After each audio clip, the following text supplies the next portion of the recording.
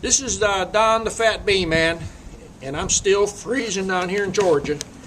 I've got a gallon here of sugar water.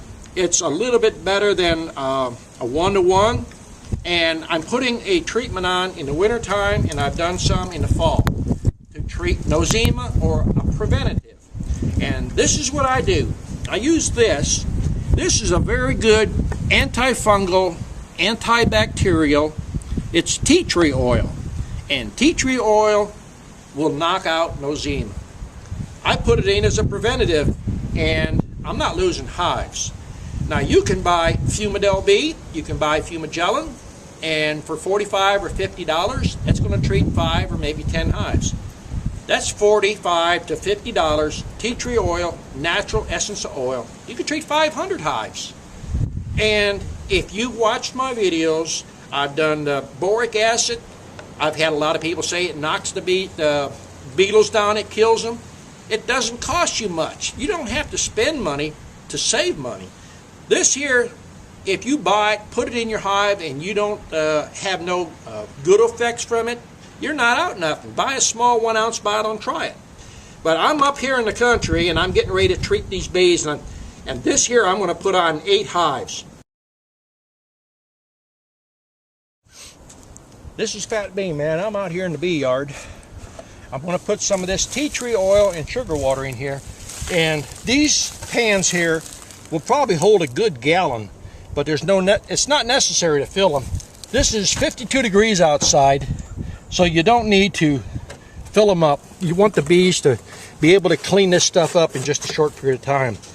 And you don't want to put too thin of a syrup in here, because you'll end up getting a lot of moisture inside the hive. And moisture in this hive will kill that hive faster than cold temperatures. Now we'll move on to the next one.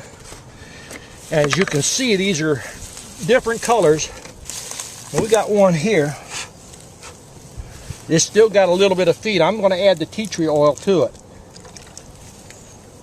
Now, with that much syrup, I haven't been over here and fed these bees probably in a good 2.5 to 3 weeks. So evidently they've got enough feed in here. Yeah, they're not starving. I'm putting the tea tree oil on as just as a preventative. We got bees right here up here. Now what happened here is we got a lid that is warped. It's probably just stuck up in one corner. Probably got in a hurry. Now I'm just going to put in not quite a pint, just enough to get them a little bit of that treatment in there. Now here's one that was fed probably 4 weeks ago, and I was using a 2-to-1 type sugar mixture, and it wasn't dissolved enough, and this is just dried out sugar. I'll take it and put a little water in it and then set it out and let the bees clean it up. Now this is another one that was, I believe that feeder there was leaking.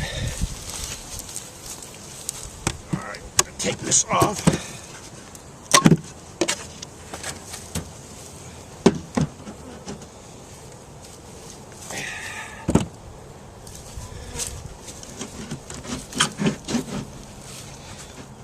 You always want to make sure your feeders are sitting on there good. I've got a little bit of a warpage in this one.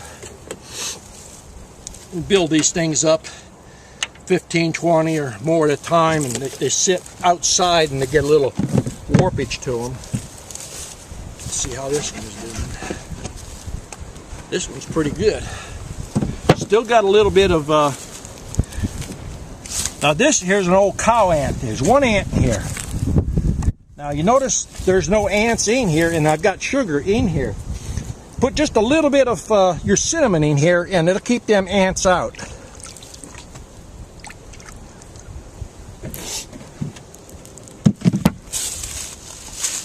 "52 degrees, and I'm freezing. Oh, look at there. We got a lot of sugar in here, too. They're trying to get up to it.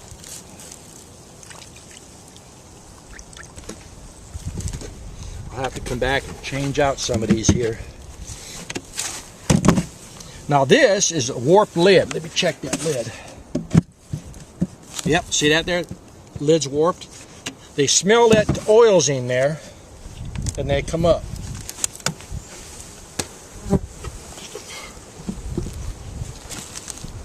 That woke them up, didn't it? Tim, my photographer, you're going to have him running around here chasing these bees.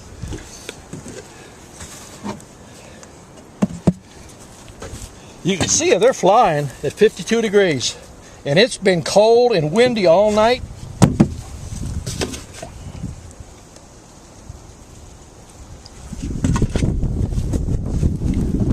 It don't take much of this stuff here. You just want to get a little bit into the bees.